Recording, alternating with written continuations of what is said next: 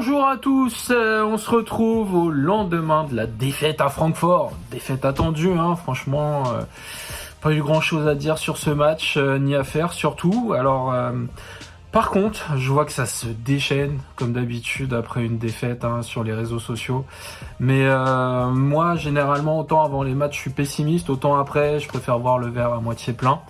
Et donc je rappellerai qu'avoir son destin en main à la dernière journée du tour de poule, franchement on en aurait rêvé lors des 2 dernières participations du club à la Champions League. Donc arrêtons de hurler, de critiquer tout le monde, même si certaines critiques peuvent se comprendre. Je vois celle sur Jordan Veretout. C'est vrai il traverse pas la meilleure période de sa carrière, mais bon, de là à le descendre comme je le vois sur les réseaux sociaux, je trouve ça assez violent. Moi aussi, je pense que Tudor ferait bien d'essayer Gerson à sa place, parce que ce serait utiliser le Brésilien dans son meilleur rôle, et quitte à le vendre en janvier, si on doit le vendre en janvier, je préférerais d'abord voir ce qu'il donne quand il est aligné à son meilleur poste. Mais bon, pour moi, celui qui mérite vraiment ces critiques actuellement, c'est Tavares.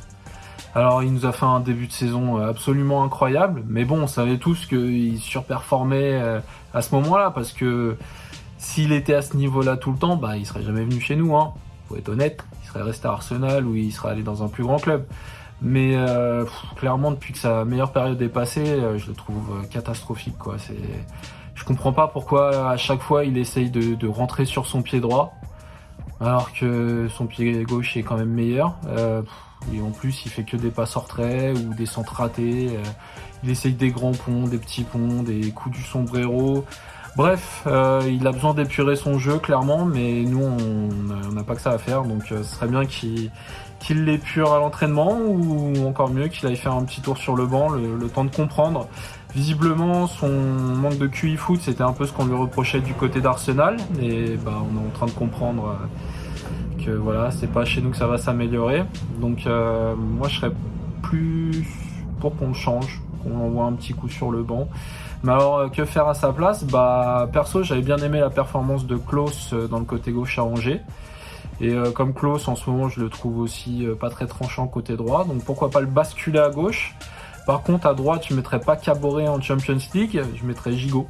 Parce que Gigot dans l'axe en Champions League, pas bon, c'est pas bon. Donc sur le côté droit, ça ferait moins de mal.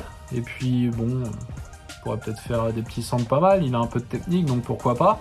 Et puis dans l'axe, je préfère Kolasinac côté gauche avec Balerdi et Mbemba. Voilà, c'est la défense que j'alignerai pour le match décisif contre Tottenham. Encore une fois, on a toutes nos chances, on a notre destinée entre les mains, et c'est assez improbable pour nous, vu la chute du club ces dernières saisons. Donc il faut y croire, il faut espérer qu'on va relever la tête.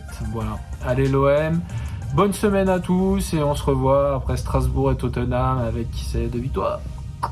À bientôt.